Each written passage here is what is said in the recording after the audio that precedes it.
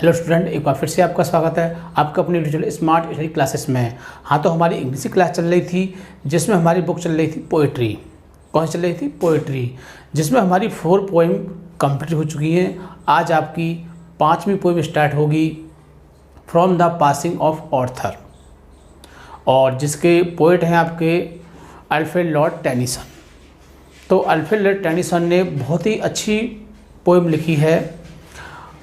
इस पोएम में क्या बताया गया है कि किंग ऑर्थर, राजा ऑर्थर थे, उनके बारे में इसमें बताया गया है। तो पोएम में बताया गया है कि राजा जो किंग ऑर्थर थे, उन्होंने एक राउंड टेबल नाम का एक, यानी कि किंगहुड जो था उसमें राउंड टेबल नाम का इन्होंने एक नियम बनाया था, एक कानून बनाया था।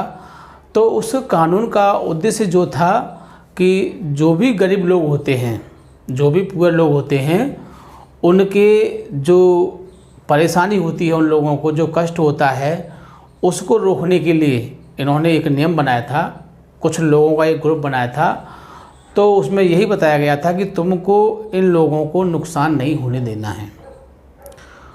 तो इस तरह से जब ये कानून बन गया, किंग ऑर्थर ने ये कानून बनाया था, लेकिन जो बड़े बड़े लोग थे उनको इस बात से, इस कानून से बहुत ज़्यादा परेशानी होने लगी, क्योंकि किंग ऑर्थर ने बहुत अच्छे नियम कानून बनाए थे गरीबों के लिए, जिससे गरीबों का नुकसान न हो सके। मतलब कि कोई काम करे तो उसका किस हिसाब से पैसा मिलना चाहिए, कोई पैसा नहीं दे तो उस राउंड टेबल का जो नियम बनाया था उसके थ्रू उसको पैसा दिलवाया जाएगा। तो जो बड़े बड़े लोग थे, पैसे वाले लोग थे, उनको इस नियम से बड़ी दिक्कत होने लगी। उन्होंने कहा कि इस नियम को अब हटाना चाहिए। तो बड़े बड़े लोगों ने विद्रोह शुरू कर दिया और फिर लड़ाई छिड़ गई। ये जो पोएम है आपकी, ये मॉर्थे डी ऑर्थर नाम की पोएम से, लॉन्गर जो पोएम है, बड़ी पोएम है, उससे लिया गया है, from the passing of Arthur. और किंग ऑर्थर का एक सेवक था, एक सैनिक था, विडीवर। तो इस पोएम में विडीवर और ऑर्थर के बारे में ही कुछ वार्तालाप किया गया है। अब वो क्या वार्तालाप किया गया है वो इस पोएम के माध्यम से आपको बताया जाएगा। तो क्या होता है कि वहाँ एक बहुत बड़ा विद्रोह हो जाता है, एक युद्ध छिड़ जाता है। तो उसमें किंग ऑर्थर जो थे वो घायल हो जाते हैं। जब वो घायल हो जाते हैं तो उनका जो सेवक था, जो विडीवर, जो सैनिक था, वो उनको लेकर और उनकी 3 रानियों को लेकर एक साथ, और एक छोटी सी जो नाव थी, इसको बर्ज बोलते हैं, उसमें बिठा देता है और कहता है कि आप अब जाइए यहाँ से और अपनी 3 रानियों के साथ बहुत अच्छी तरह से रहना, क्योंकि यहाँ पर जो नियम था वो अब नहीं चल पाएगा, क्योंकि उसके खिलाफ विद्रोह छिड़ गया है।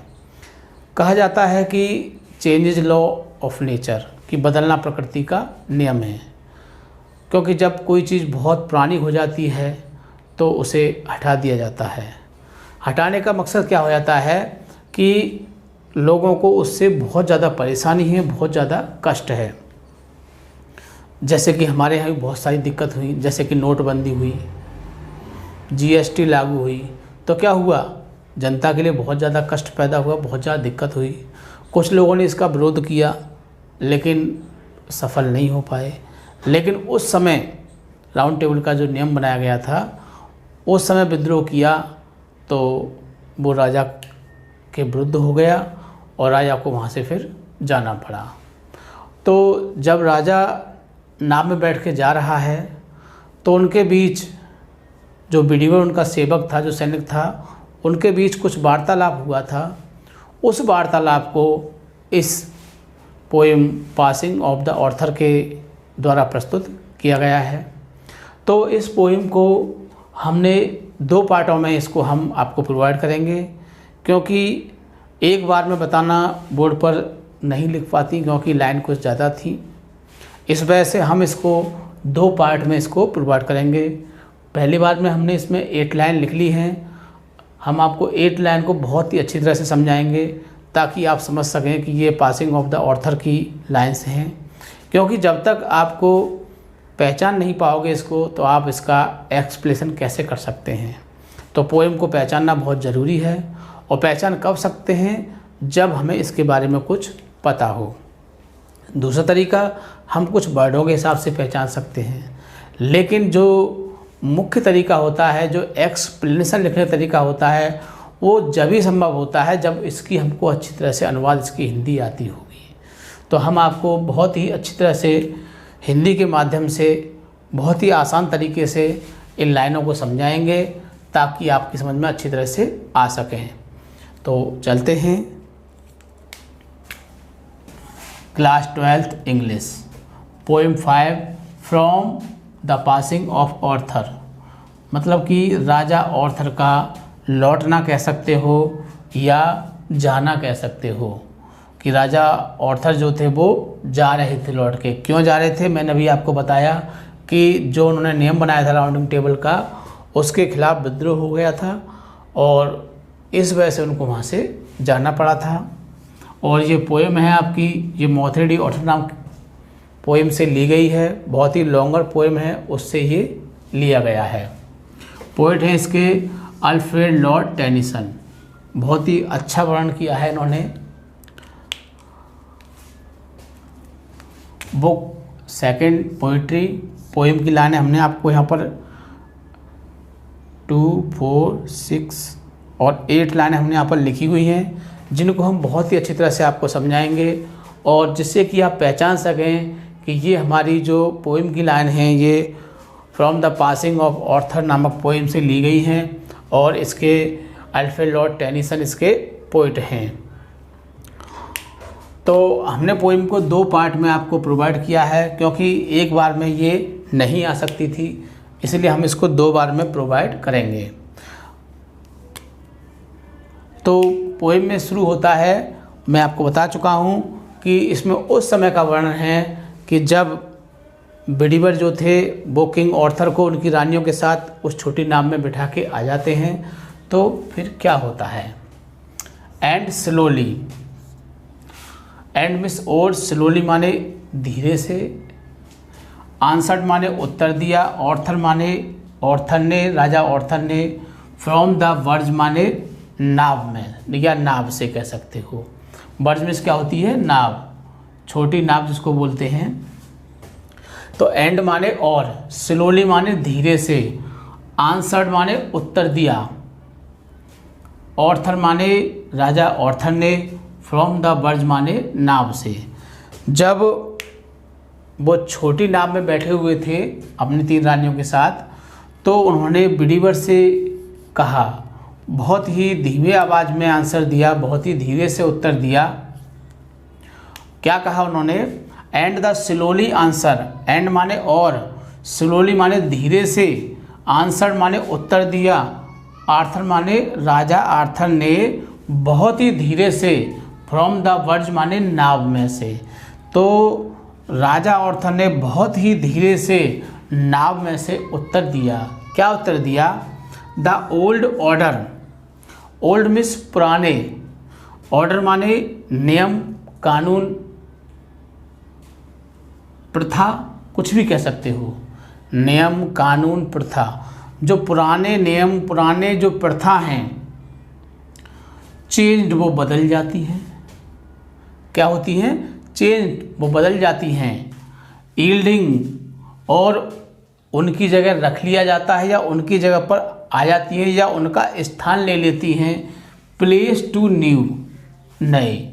तो जो पुराने नियम होते हैं, जो पुरानी प्रथा होती हैं, वो चली जाती हैं और उनकी जगह पर नई प्रथाएं या नए नियम शुरू हो जाते हैं।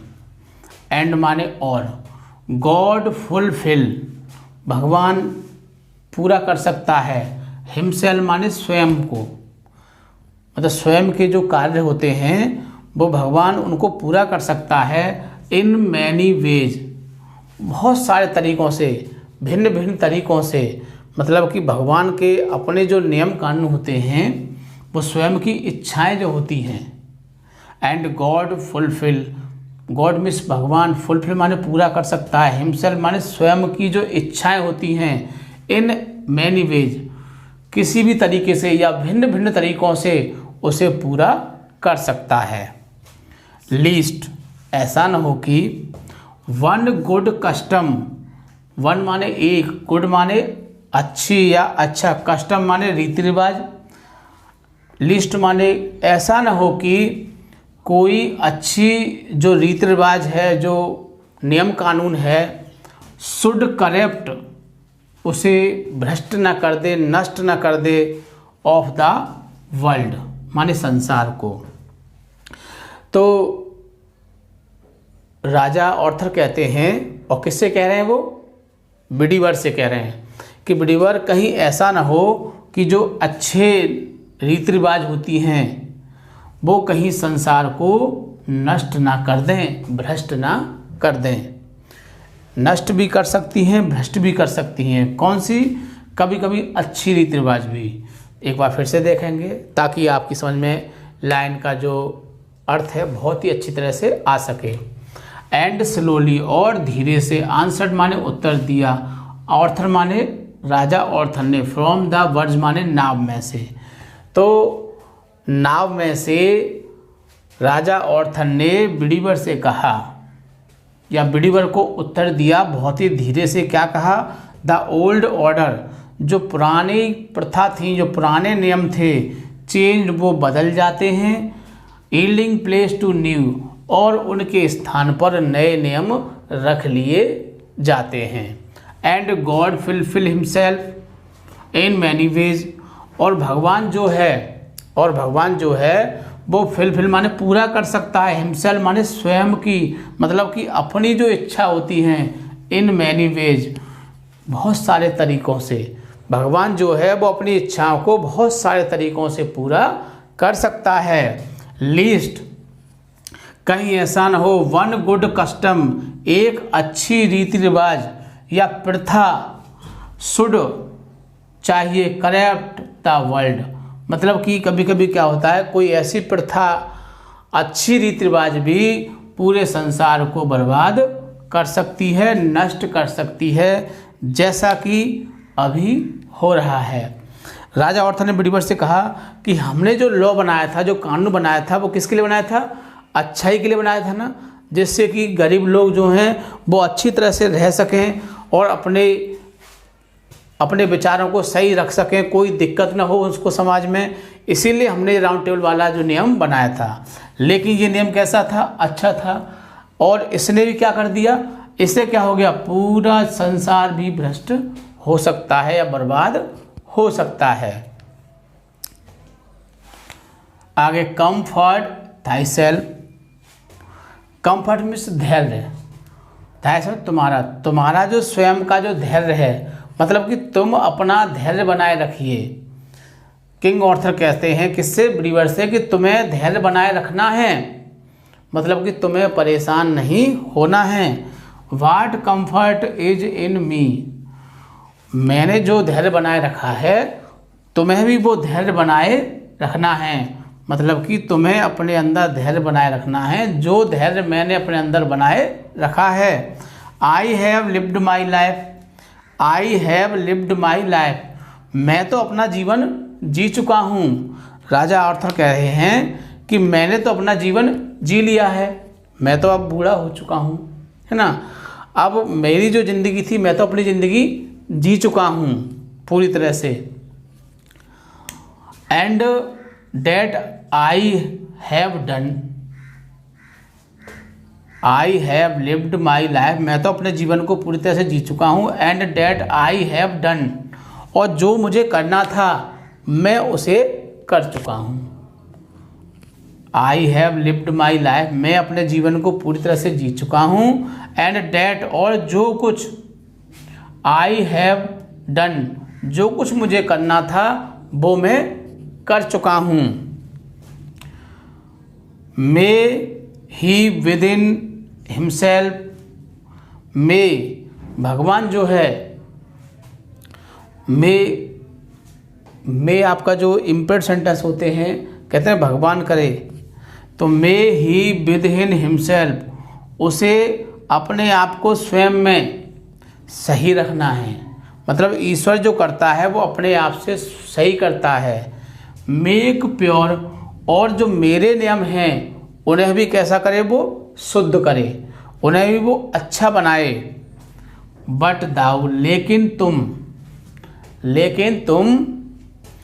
इफ़, यदि, लेकिन तुम या तुम्हें, दाऊ मीन्स क्या होता है, यू होता है ना।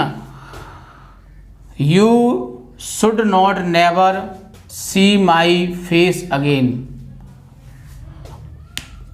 लेकिन ऐसा नहीं हो सकता है कि तुम शुड नेवर, कभी भी, सी माने देखोगे, माई मीन्स मेरा, फेस माने चेहरा, अगेन माने फिर से। हो सकता है कि तुम्हें जो मेरा चेहरा है वो फिर से कभी दिखाई दे या ना दे, या कभी न दे।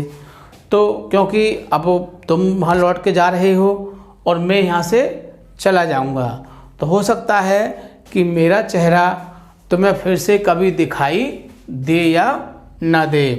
एक बार फिर देखिए इसको, ताकि जो भी डाउट्स हैं वो क्लियर हो सकें। कम्फर्ट दाई सेल्फ, तुम्हें धैर्य रखना है। राजा आर्थर कह रहे हैं कि तुमको धैर्य रखना है। वाट कम्फर्ट इज इन मी, मैंने भी अपना धैर्य रखा था, मैंने भी अपना पूरी तरह से धैर्य रखा था, और तुम्हें भी धैर्य रखना है। आई हैव लिव्ड माई लाइफ, मैं अपना जीवन पूरा जी चुका हूँ। And that I have done, और जो मुझे करना था वो मैं कर चुका हूँ और वो मैंने किया। मे ही विद इन हिमसेल्फ, और भगवान को उसमें स्वयं, भगवान ने जो करना था उन्होंने भी स्वयं किया। मेक प्योर, और जो मैंने नियम बनाए थे उन्हें क्या करें, वो शुद्ध करें, उनको सही करें।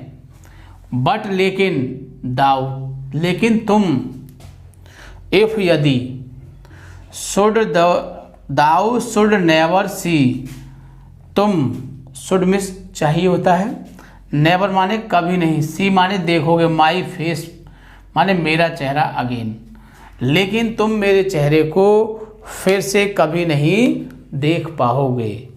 तो देखो इस तरह से हमने ये यहाँ पर 8 लाइन ली हैं, और पूरी पोएम इस पर एक बार में आ नहीं सकती थी, इसीलिए हमने इस पोएम को 2 पार्ट में बांट दिया है।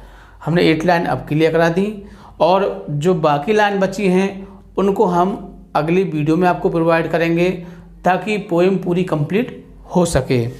तो पोएम को समझने के लिए, पोएम के अर्थ को समझने के लिए आपको पोएम को बार बार पढ़ना है, और फिर उसके वर्ड मीनिंगों को अच्छी तरह से कंसेप्ट करना है, तभी तुम इसकी हिंदी को कर सकते हो। क्योंकि पोएम का एक तरीका होता है, इसका कोई निश्चित अर्थ नहीं होता है, यह लय के आधार पर चलती है कि कहानी का पीछे भाव क्या था, और उसी बेस से वो चलती जाती है, और इस तरह से इसका अर्थ आप तभी समझ सकते हो। अब बात आती है कि हम इसको कैसे समझेंगे कि ये हमारा from the passing of Arthur का है। तो देखो अभी हमने इसको आपको हिंदी के माध्यम से बताया, अब दूसरा तरीका होता है कि हम इसको वर्डों के माध्यम से कैसे पहचानेंगे। तो देखो एंड स्लोली आंसर ऑर्थर, देखो ये शब्द इसमें मिल गया, तो हम इसको बहुत ही अच्छी तरह से इस तरह से इसको हम पहचान सकते हैं। आगे अगला जो पैसेज है देखो कंफर्ट दिया हुआ है, और देखते में कोई शब्द इसमें ऐसा मिल जाए जिससे कि हम इसको पहचान सकें, है ना। कंफर्ट, तो देखो इसमें कंफर्ट ही एक शब्द ऐसा है जिससे कि हम इसको ठीक से पहचान सकते हैं। तो दोनों तरीके मैं आपको बता चुका हूँ। पहला तरीका क्या था इसका कि हम इसको अर्थ के बेस पर पहचान सकें स्टैंजा को। दूसरा तरीका कि हम कुछ शब्दों को इंडिकेट कर लें जिससे कि हम उससे पहचान सकें। लेकिन हम आपको एक बात और बता चुके हैं कि पहचानने के लिए लाइन आप फर्स्ट लाइन चुनोगे या फिर लास्ट लाइन चुनोगे। अगर आपने बीच में किसी लाइन में किसी शब्द को इंडिकेट कर दिया तो आप उसको भूल जाओगे। इसलिए आप पहचानने के लिए आप फर्स्ट लाइन और या फिर उस पैसेज की लास्ट लाइन को ही चूज़ करोगे। ठीक है, वीडियो को बार बार देखोगे ताकि आपकी समझ में आ सकें, और वीडियो को लाइक या शेयर करना नहीं भूलोगे क्योंकि और लोग भी इस चीज़ का फ़ायदा उठा सकें। वीडियो को पूरा देखोगे, बिल्कुल भी स्किप नहीं करोगे ताकि कोई मुख्य बात आपसे छूट ना जाए। ठीक है, थैंक यू। जय हिंद, जय भारत।